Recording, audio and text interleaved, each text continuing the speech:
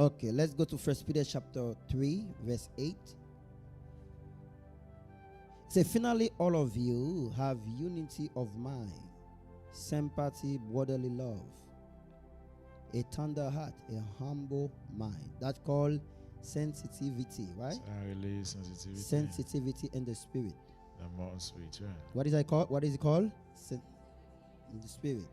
So when we have like a unity of mind, sympathy,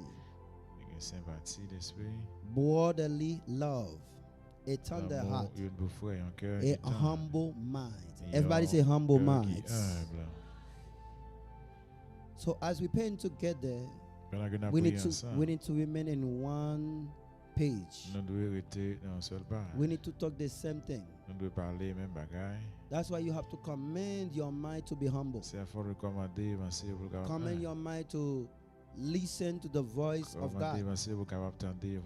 Because your mind can remove you from whatever that you're doing for God. So you have to stay focused when you pray. He said, have a unity of mind. Say, oh Lord, help me to have a unity of mind. So there are forces in the heavenlies that fighting our minds so deep for us not to have the same mind. And a lot of times those things happening in relationship a lot. And organization and business where people don't have the same mind. There's always someone that's fighting something. I don't like this. I don't like that. This is the way I want it to be. Listen, when the thing is true, it's pure and it's clean, you need to accept it. That's called what? That's called unity of minds. Everybody say unity of minds. So when we agree to work together for the kingdom of God, for the family, it's called unity of mind. It's a finally, all of you have unity of mind. We need to pray for unity of mind. I've been telling people that pray. Prayer is the strength of Christian. If you don't pray, it's over. Prayer is what? It's the strength of Christian. When you see your mind is fighting instruction, protocol, leadership, you are in trouble. Because we are not in the same mind. It says finally all of you have unity of mind, sympathy, brotherly love, a tender heart, a humble mind. What is the next one again? Humble mind. You have to command your mind to be what? Humble. All right, let's try to get. The first one is unity of mind, and the second one is what? Sympathy. The third one is what? Brotherly love. The third one is what? A tender heart. And the fourth one is what? A humble mind. Et puis pour nous finir, nous tous nous devons d'accord yon ak lot. So whatever that you do, you see, belief is very important. That's why people don't understand. If somebody believes is dirty, the person is dirty too. What makes you great is your belief. What will destroy you? It's your belief. You know, it's something that just opened my mind. God caused me to remember something. Let's say you're doing a business with the person, and the person don't have the same mindset with you. Even if they give you that money, you will not prosper. Because belief is the power of establishment. So, if Satan put themselves together to work against Christian, it's only God that can protect you from not falling. So when we put ourselves together to destroy the works of the enemy, Satan is in trouble. Because we have one mind. That's called unity of mind. It's a group of people that put themselves together. It said, have unity of mind, sympathy, brotherly love, a tender heart, a humble mind. those things I'm mentioning now, they are substance. It's not like they fall upon you like 1, 2, 3. You receive them through prayer. You receive them through service. I was talking to somebody today, and the person was telling me, God is this, God is that. And I tell that person, listen, you need to serve. I want to see you serve first. I want you to begin to pick up trash, mop to see how your reaction will be. Because people don't understand. There's a reason why God wants you to serve in the beginning. That gives you a unity of mind. But if you wanna be here, now even want to mop,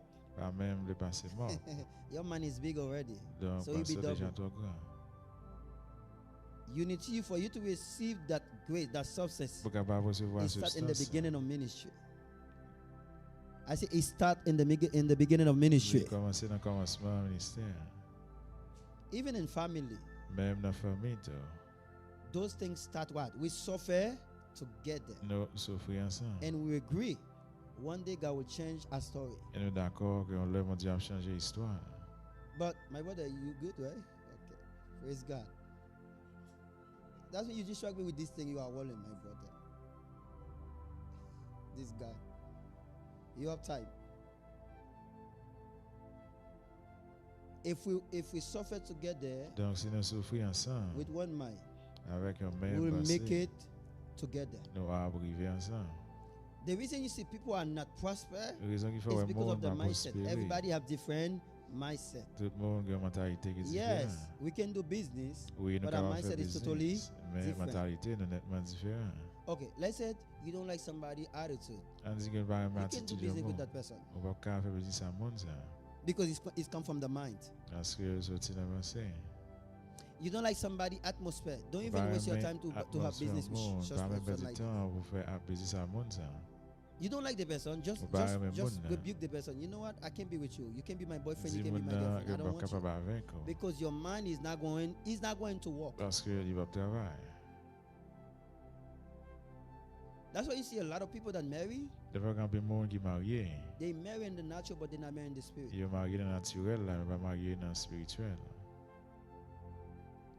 Do you understand what I'm telling you?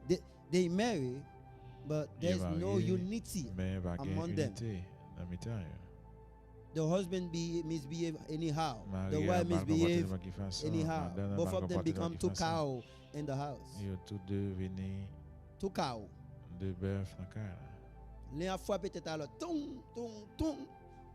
hitting, they're headbutting each other. Because there's no unity of mind. Even prayer. When you say somebody say Jesus, the person say, oh Lord, my God, Jesus. They confuse. And the realm of the spirit, we need to be in one line. Do you understand what I'm telling you? And the realm of the spirit, if the leader say quiet, everybody need to be what? Quiet. There is no such thing like no. It doesn't work like that. We need to agree in one thing. The reason you see a lot of job, a lot of business make it is because they have unity of mind. Once you misbehave, they fire you. You fire.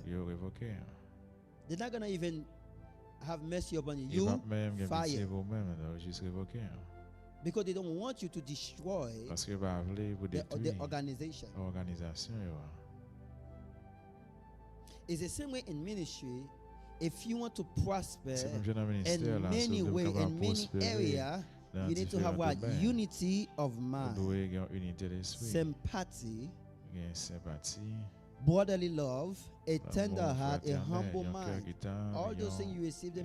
Listen, there's a lot of such things I receive. I don't receive it when the man of God lays in hands on me. I receive them through service because I never say no.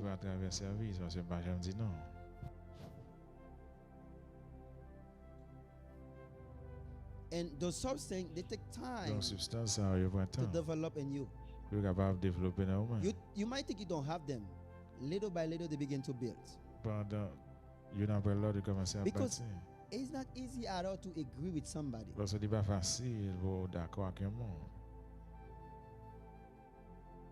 It's not. So we need to be sensitive in the spirit. When we pray, we need to be what? Sensitive in the spirit. Because God wants to talk to you. But we need to have that unity of mind. So as you're praying, one thing that you need to pay attention.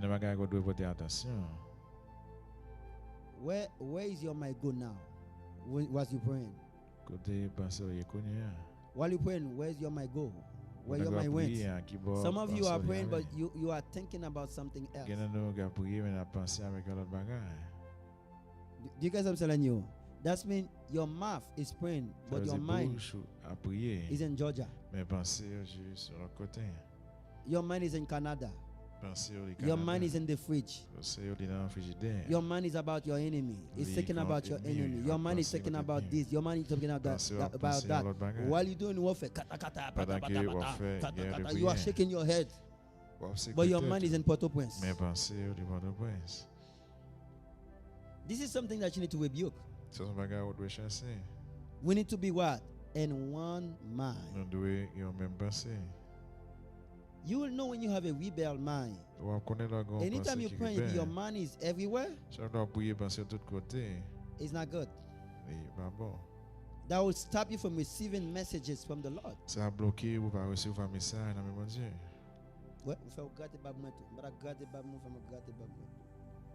I was going to scratch my beard, but you're making me scratch my beard. This guy just like this.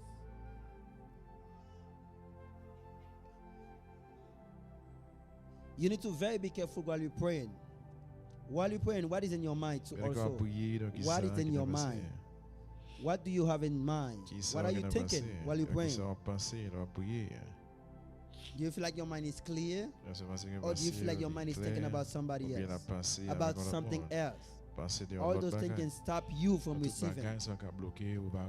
Yes, you are praying, but something else comes to your mind. There's a way that you can stop all those things. Everybody say there's a way. Stop the prayer, begin to ask God for mercy. That's meaning in that area you're weak. Or maybe you did not repent. Say, Lord, have mercy upon me, please. It happened to me sometimes. But I was like, Lord, please have mercy upon me. Once I said that, the thing disappeared. And I get my focus back again. Do anybody understand what I'm telling you?